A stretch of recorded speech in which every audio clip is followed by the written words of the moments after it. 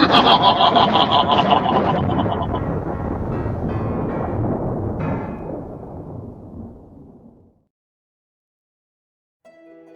there, scary story fanatics! Welcome back to Cleaving Thought from Bone with your host, Sociopathic. The warm weather is on its way, and the camping season is soon to begin. So, if you have a case of cabin fever, return to camp with a little tale of frightening proportions. The Curse on Locust Lake.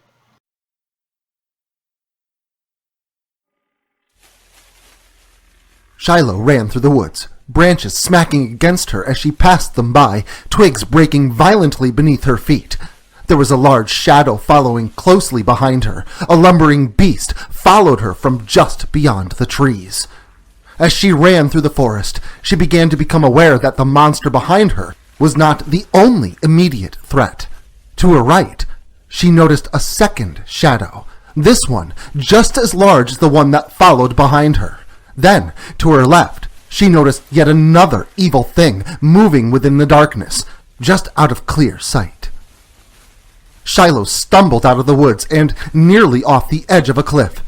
She stopped at the edge and looked down to find the pallets and jagged rocks of an old quarry beneath her.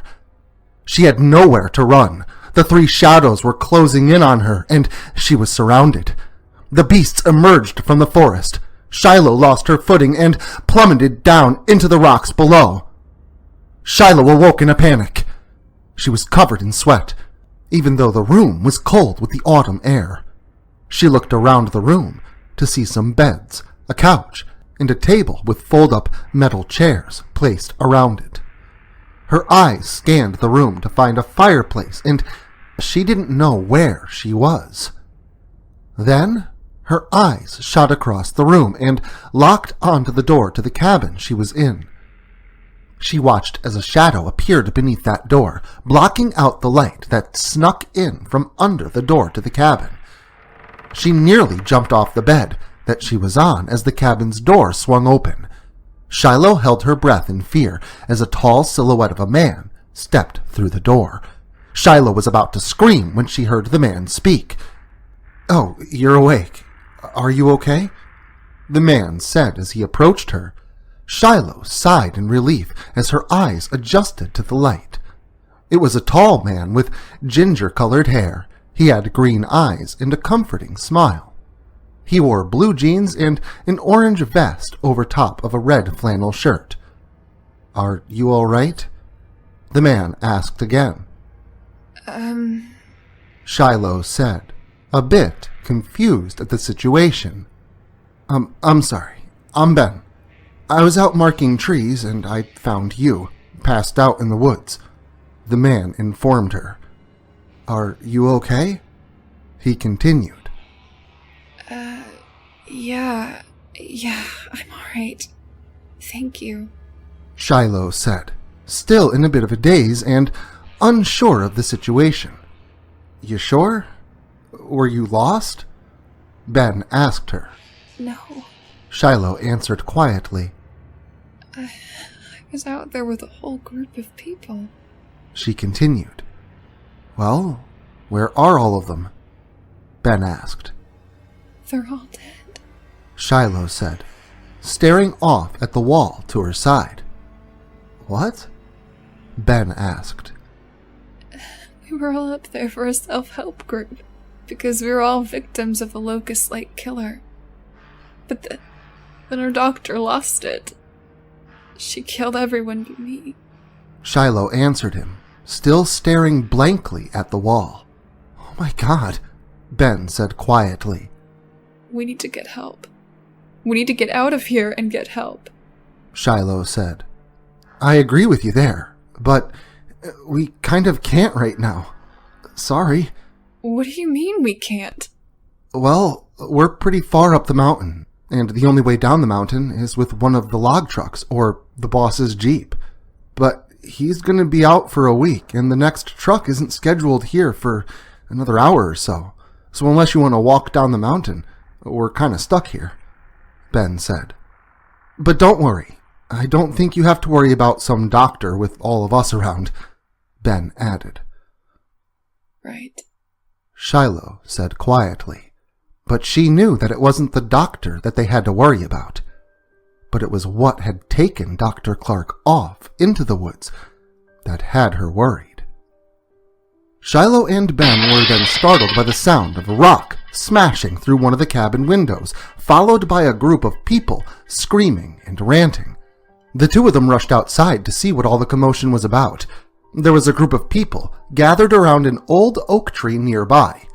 "You people make me sick," a young girl screamed as she gathered up another rock, ready to throw it at the next person that came near to her. Not them again, Ben said to himself, before rushing over to join his friends and co-workers. Ben joined his co-workers Alan and Stanley and Jared, who were standing opposite of a group of 4 college-aged kids. Shiloh soon joined the group to see what was going on, just in time to hear the start of a chant. "Loggers go home, leave the trees alone." The group of 4 began to chant. "Loggers go home, leave the trees alone." They continued, the group of them marching around in circles as they chanted. "Who threw the rock?" Ben asked them. "You could have killed one of us," he asked. "Too bad," the girl that had picked up the rock said, still clenching the stone in her fist. "These damn kids won't stop until they kill somebody," Stanley yelled. "Loggers go home, leave the trees alone." The unruly kids began their chant again. "You kids get out of here or we're gonna have to call the police," Stanley told them, trying to scare them off. "You have no right to be here. This land belongs to my people." A young man with a tan skin tone and shoulder-length black hair said, from the group of 4. "Sorry, kid. We have a permit to be here." Jared then spoke up. "My people were here long before you. My ancestors are buried on this mountain." The young man said. "Come on, kid. We have a job to do." Jared then said, a bit annoyed at the situation. "Leave this land. You don't belong here." The boy said. "Screw this," Jared said as he turned around and started up his chainsaw, planning to fall an already notched tree. "No! Stop!" The young man yelled out as he ran at Jared and grabbed him by the sides to pull him away from the tree. Instinctively, Jared thrust his elbow back and into the nose of the boy, causing it to let out a crack and instantly begin flowing with blood as the boy fell to the ground. One of the girls, a blonde, let out a scream and ran to the boy's aid. "Stupid kid. Lucky I didn't split you in half," Jared said, before shaking his head in disgust. The group of 4 men and women then left the area without saying a word, leaving the loggers to continue their work. "Sorry about that. Those kids have been giving us trouble for the last few weeks up here," Ben said to Shiloh after everything had calmed down. Shiloh stood there and watched as Jared took his chainsaw and notched the tree to continue his job. And then it suddenly clicked in her mind. You aren't cutting down that tree, are you? Shiloh asked. "What tree?" Ben replied. The one you found me by? Shiloh answered. "Well, yeah. We're supposed to cut a line straight through here," Ben replied. You can't. She told him. "Why not?" he asked. But she knew that she couldn't tell him. If she told him, he would for sure think that she was crazy. A tree keeping the evil away from her the night before. It did sound crazy, but she also knew that it was the tree that kept Dr. Clark away from her, and she knew it also kept the monsters away from her. Casper Stoical, the demon of Locust Lake, and Jacob Treagle, the monster of the Black Woods. You can't. It's important. She replied. I'm sorry, but Jared and Stanley already cut through that area this morning," Ben informed her. What? Shiloh asked quietly before it began to sink in, but her mind didn't have time to process everything before her thoughts were shattered by the screaming of a man from outside. The lot of them scanned across the tree line all at once. Things went silent for a moment before they were startled by the sight of a bright, orange mass flying through the trees and landing in the dirt next to a large boulder just a few yards away from them. Stanley and Jared immediately ran toward the thing that emerged from the tree line, because they knew what it really was. It's Tristan, Jared yelled out. The bright orange thing they had seen flying through the woods was actually Tristan's body, covered by his orange vest. Jared rolled Tristan over onto his back before stumbling backward in shock. Tristan's eyes were wide open with a look of frozen fear into them. His nose was leaking what they thought at first glance was blood, but it was what was in his mouth that revealed what it truly was. A can of spray paint that was lodged into his mouth and partially down his throat. The red fluid that ran from his nose was not blood at all, but red paint. Then the bushes at the edge of the forest parted, and out stepped a tall figure. It wore all torn black clothing. The thing's decaying flesh beneath the ribs was also torn, and thick, coagulated blood could be seen oozing forth from the wounds. The monster was cloaked with an old, ragged black coat, topped off with an old, wooden mask covering its face. A crudely made mask with knots and holes in the wood. Moss had grown in small patches across the surface of the mask, and the mask's edges had the early signs of wood rot. Without warning, the brutish thing grabbed a hold of Stanley and threw him to the ground beside a pile of cut trees, before lunging on top of him and holding him down with one hand, while the other scooped up the edge of one of the large cut trees. Stanley screamed and struggled, but it all happened so fast that he was quickly silenced when the monster dropped the tree onto his head, crushing his skull like an insect beneath a boot. While the killer was busy with Stanley, Shiloh thought quickly and grabbed Ben's hand, pulling him with her down the road. "Wait, we need to get help," Ben yelled. We can't help. Shiloh interrupted, still pulling him with her down the road, but truth be told, he was pretty terrified and didn't resist. While the others ran away, Jared was left to fend off the monster of a man. Jared grabbed his chainsaw and pulled the cord as the monster approached him. The large man quickly gained a lot of ground. After several pulls, Jared was finally able to start up the chainsaw. Quickly, Jared struck his chainsaw forward, connecting it with the man's side and ripping through his rotting flesh. The monster grabbed a hold of the handle of the saw as it ripped through his side, and with great force yanked it from Jared's hands, and with one quick motion spun the saw around to cut deep into Jared's side, and before he could react, the saw's blade ripped through his spine, cutting Jared in half at his waist. Shiloh and Ben were a good distance down the dirt mountain road before Ben finally pulled away from her. "What the hell was that?" Ben asked. I don't think that was Casper, so... Shiloh said. Wait, Casper stoical? No way, Ben said in disbelief. You just saw a guy lift a tree off the ground with one hand and then use it to crush another guy's head. And you don't believe me because it's an urban legend? Shiloh replied sarcastically. Valid point, Ben said. But you said that wasn't Casper? He added. Yeah, that was someone else. Something else. She replied. But we don't have time for this. We need to keep going, Shiloh said before jogging forward down the road, Ben following soon after. The two of them had made it a way down the road before they had heard the sound of a large diesel truck making its way up the mountain toward them. Soon, the red truck came into view, at which point Shiloh and Ben began to flag the truck down. The truck came to a stop just ahead of them, and the two of them scrambled inside the truck. At first, the two of them were babbling a bit incoherently, but soon the man in the truck realized what was going on. I'm sorry, but we're going to have to go back up the road a ways so I can turn around, the trucker informed them. Can't you just back down the hill? Shiloh asked. I could, but I have a feeling you want to get out of here in a hurry. And the fastest way out of here is for me to turn the truck around, the trucker said, before continuing on up the road so that he could turn the truck around.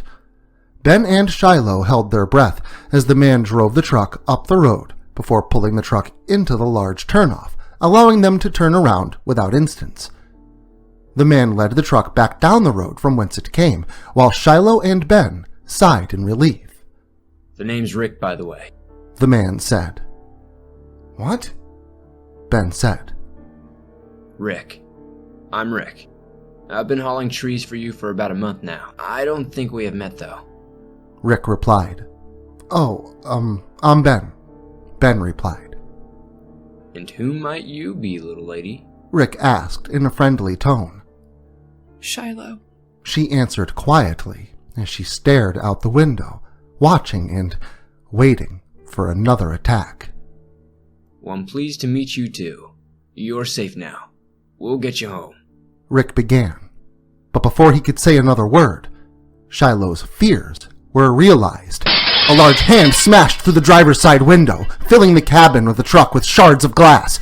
Shiloh screamed as the hand grabbed a hold of Rick's throat and began to squeeze, the monster's fingers digging into Rick's neck with such a force that his skin began to split, giving way for the intruding fingers to push through into the muscle.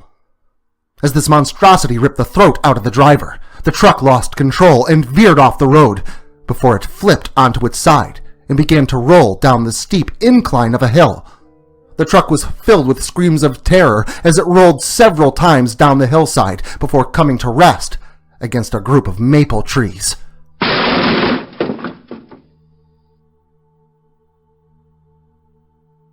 It was some time before Shiloh snapped awake. She had been knocked unconscious when the truck slammed against the trees.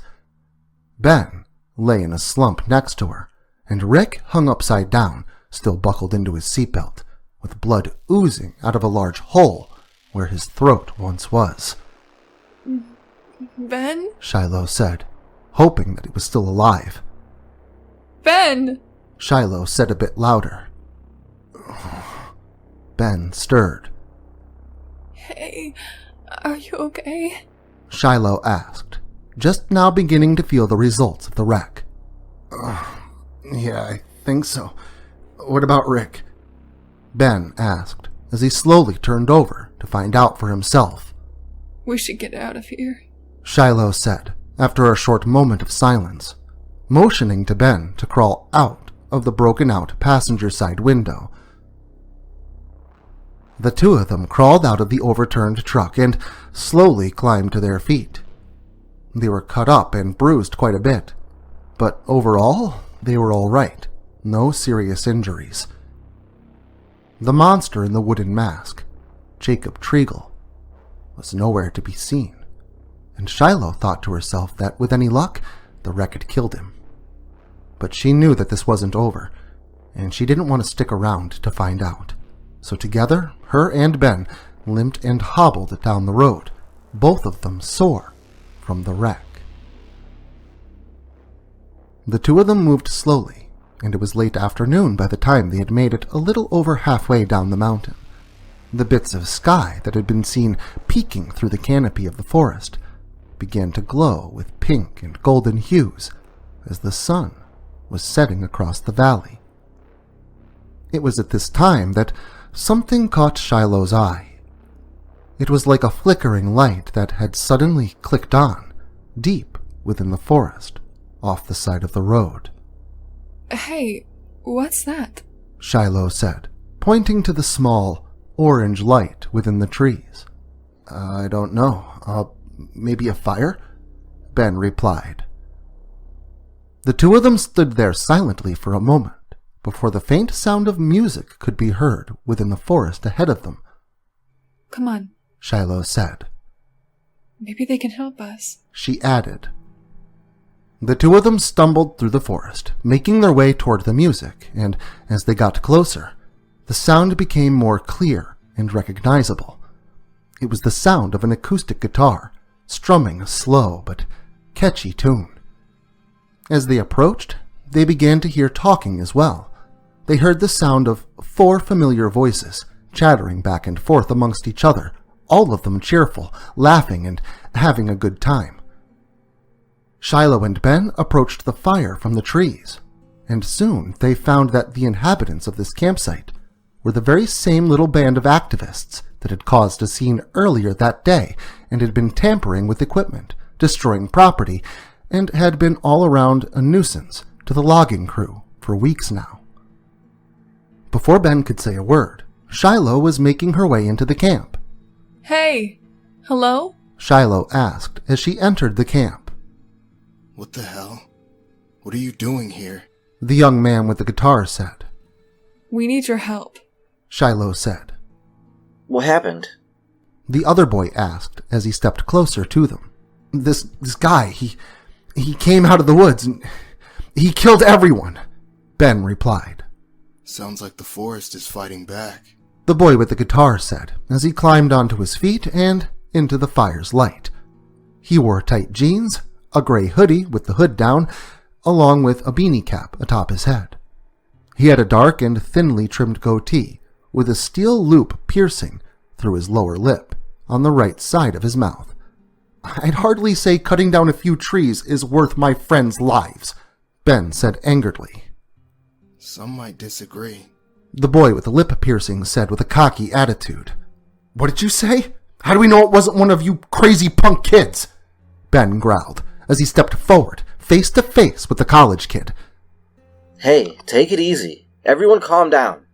The other boy said, stepping forward to reveal his dark Native American skin and long black hair. What do you mean everyone's dead? The girl that had thrown the stone earlier said. She had a punk style to her, head shaved on one side with shoulder-length pink hair on the other.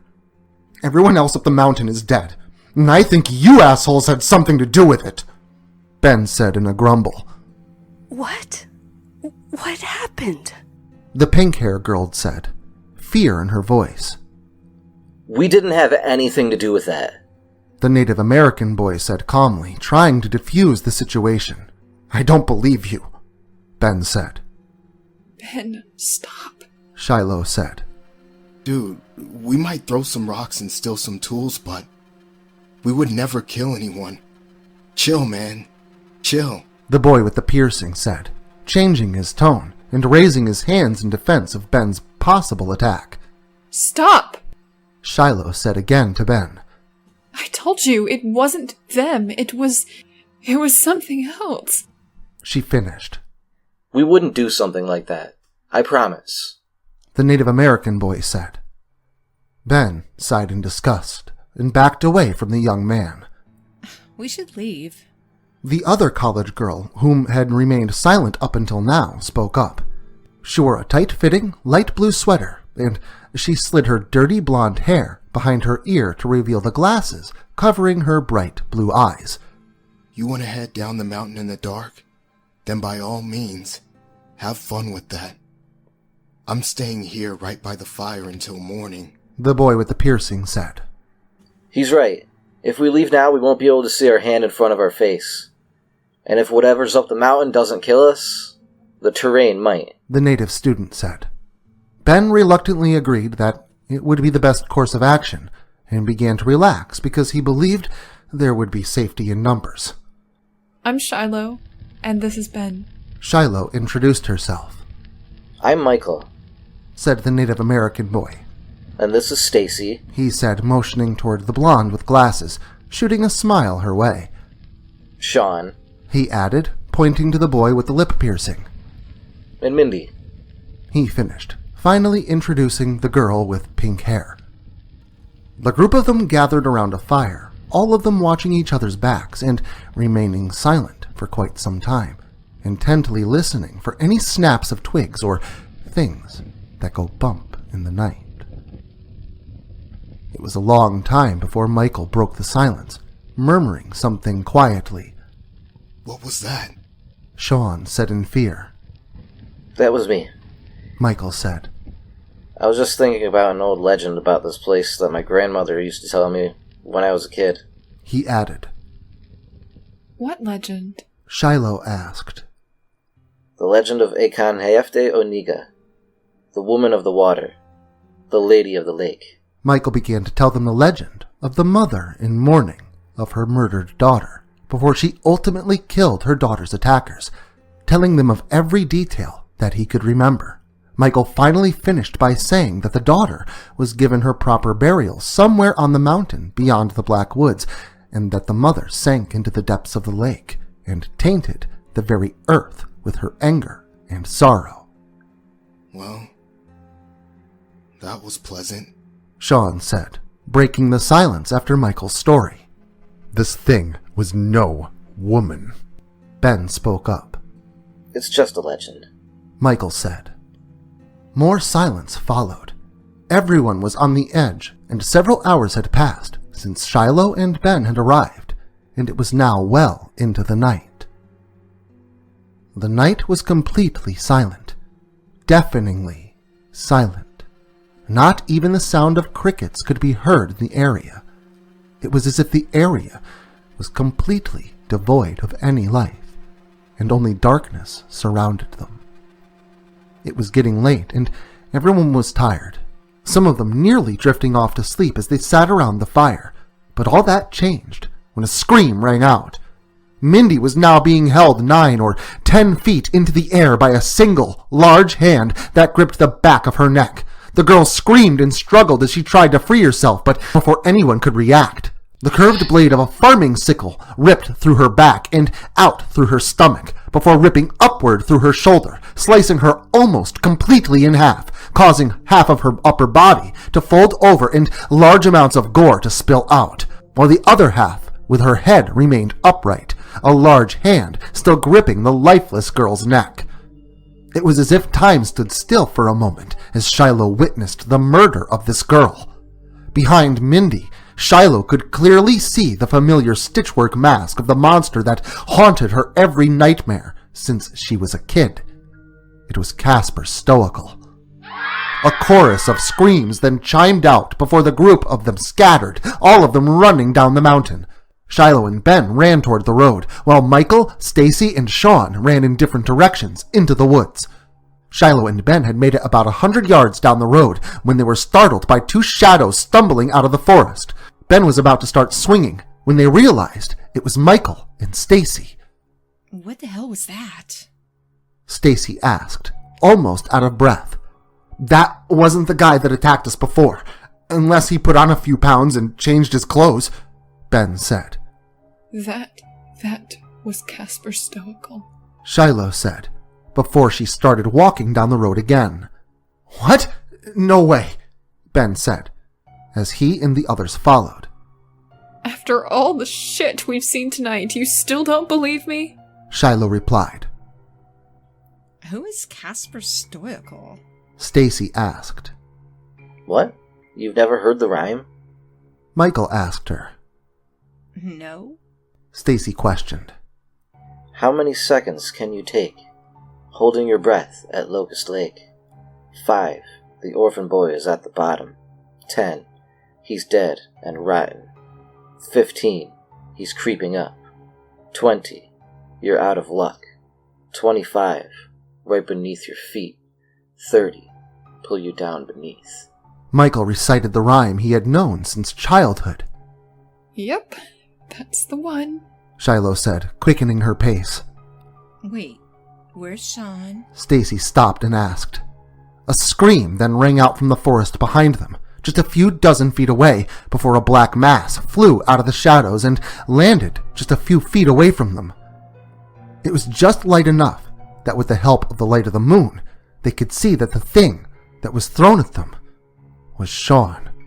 He was still alive, but that was about to change. A foot soon landed squarely in the middle of his back, crushing his spine, before Casper's large hands reached down to grab Sean around his chin and the base of his skull, before ripping backward, folding him in half at the waist, followed by yanking the boy's head upward, ripping the skin and decapitating him, tearing his head and piece of his broken spine up away from his body, before throwing the decapitated head at the remaining 4. They screamed in terror and turned to run down the mountain as Sean's head landed nearby. Believe me now, Shiloh said to Ben as the 4 of them ran down the road. The road soon turned to a bend that curved around the mountain, but Michael had other plans. Come on, I know a shortcut. Michael yelled as he continued forward down an old game trail in the woods instead of following the road around the mountain. Shiloh, Ben, and Stacy followed right after him. The small dirt trail led further down the mountain for several hundred feet before it opened up a little bit to reveal a small grouping of cabins, and the light from the moon could be seen reflecting off the rippling water of the lake beyond the cabins. You brought us to the camp! Shiloh yelled at Michael. Come on, the road isn't far. Michael said. Out of the frying pan and into the fire, Shiloh said, following behind Michael.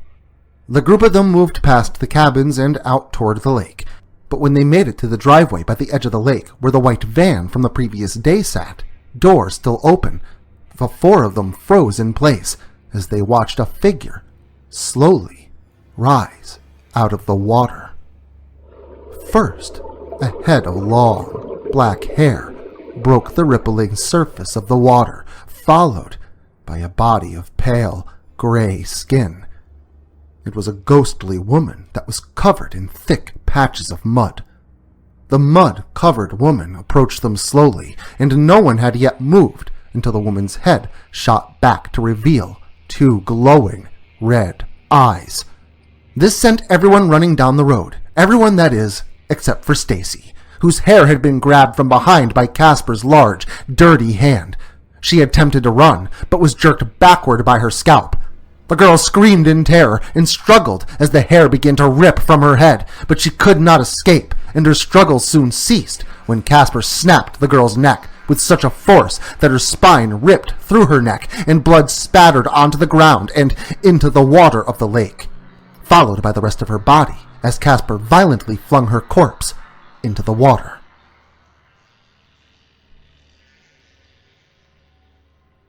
The three remaining survivors had made it back down to the entrance of the camp before Michael realized that Stacy was no longer with them. Wait, Stacy! Where's Stacy? Michael yelled.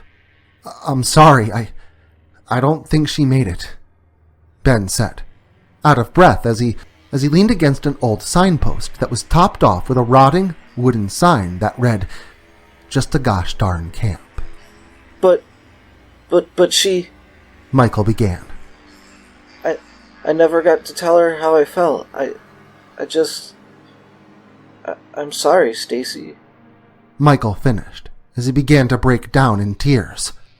I'm done, Shiloh said quietly, her eyes off into the darkness of the forest. What? Ben asked. I'm done.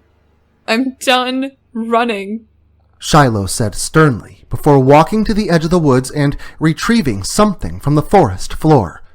As she lifted the thing from the ground, a flickering of light from the moon could be seen reflecting off of it. It was an old, partially rusted pole saw blade with a broken handle. Shiloh then turned and began to make her way back up the mountain. What? Are you crazy? Ben yelled at her, but she remained silent and continued marching up the road. Ben followed after her and attempted to stop her by grabbing her arm. Let me go, Shiloh said. I can't let you do this, Ben replied to her. Yeah, I agree. We need to get out of here. Michael added. No, I've had enough, Shiloh said, pulling her arm away from Ben and jogging up the road. Wait!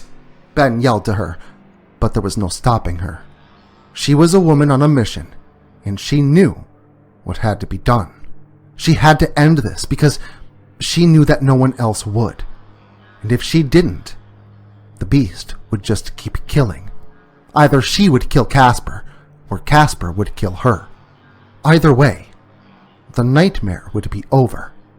Damn it, Ben said, before stopping for a moment, but he knew he couldn't let her go alone, so he quickly followed after her. These people are crazy, Michael said, followed by a sigh, and he too went after them.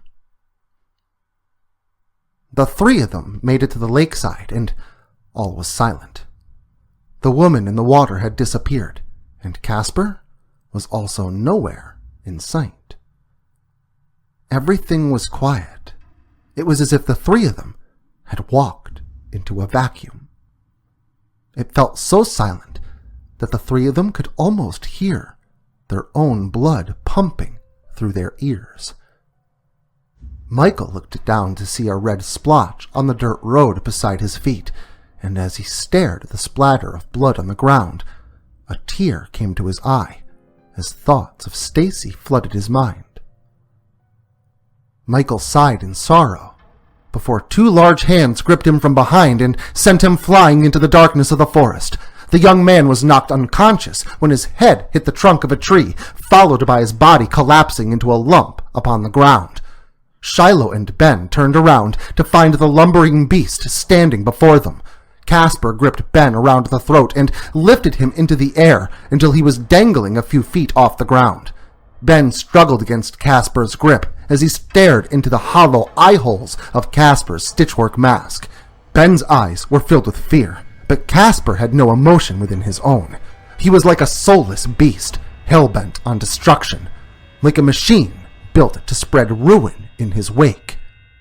As Ben's feet dangled above the ground, Shiloh lunged at Casper, driving the blade of the pole saw deep into his stomach before ripping upwards, causing his gray, rotting intestines to begin spilling out of his torso.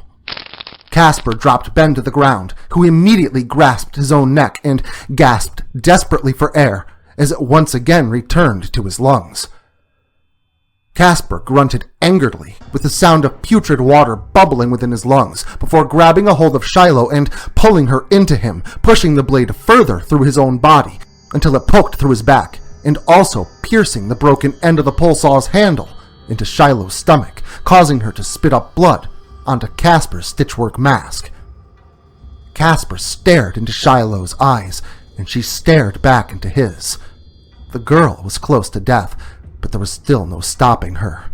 With a renewed burst of adrenaline, Shiloh again ripped the blade upward and to the side before it sliced completely through Casper's rotten body before ripping out of his flesh just beneath his right arm, but this also caused a little more damage to herself, causing the blade's handle to twist and splinter within her own body.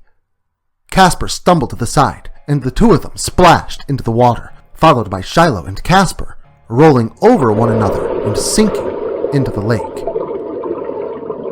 As the two of them dropped into the darkest depths of the lake, they wrestled one another, each of them trying desperately to put an end to the other. Shiloh kicked and clawed at Casper's decaying flesh as the two of them sank deeper and deeper. Her hands flailed violently, punching and swiping at Casper until his stitchwork mask slipped off his head to unveil the disgusting face beneath. Half of his face had rotted away completely to reveal the yellowing bone beneath, bone covered in grotesque growths and tumors. The other half of his face was covered with gray, rotting flesh, ridden with cuts and scrapes all about, along with more bone tumors that had grown and split through the skin. The eye that had been beneath the X stitched into his mask was long gone, and only the hollow socket remained, but the remaining eye in the other socket was yellowed and glaring at Shiloh, filled with rage. Shiloh was on the very verge of slipping into unconsciousness from lack of oxygen, but she wasn't done yet. With one last-ditch effort to free herself from Casper's grasp, she dug her thumb into Casper's yellowed eye, causing it to burst into a cloud of viscous goo in the water, like an ink cloud from a squid, blinding him and causing him to let go of Shiloh and grip his own face, before then swinging his arms frantically in an attempt to once again grab a hold of Shiloh. But he was blinded, and it was to no avail. As Casper sank into the darkness, Shiloh began to swim as fast as she could to the surface, but she had gone far too long without air, and soon her body gave way, and she involuntarily gasped for oxygen. Water filled her lungs, and everything went black. All was dark, and she slowly slipped into the embrace of the abyss. It was all over. Shiloh then gasped as she shot forward, sitting up in her bed. She was dizzy and scared, and for a moment she believed she was dead, and was now in heaven. She looked around at the white walls of the room, and began to notice details of her surroundings. a curtain by her bed, metal railings at her bedsides, a television hooked to the brackets on the wall in front of her. She sighed in relief and realized where she was. She was in a hospital bed. She was safe. Hey, look who's awake, Ben said from the hallway outside her room before he hobbled in, followed by Michael, who limped in on crutches. How did I get here? Shiloh asked. Ben pulled your crazy ass out of the water, Michael said. Thanks. Shiloh said. Don't mention it. Just next time you plan on doing something completely insane, think about it first, all right? Ben replied. Deal. Shiloh said, and the three of them shared a smile. It was then that the conversation outside the door of her room caught Shiloh's attention. There, several police officers were talking to some nurses. She could barely make out what was said. Several bodies were found, most of them in pretty rough shape, and there was one of them that barely looked human. A large man. A large monster of a man, wearing a wooden mask. Poor Shiloh. Even when she succeeds, she fails to escape. It seems some curses are bound to follow you forever, like that monster in your closet. But if you can't get enough of the dark side that stalks you at every turn, stop by again next weekend. And until then, make sure to like, share, subscribe, and turn on notifications so I can catch you all again next Saturday.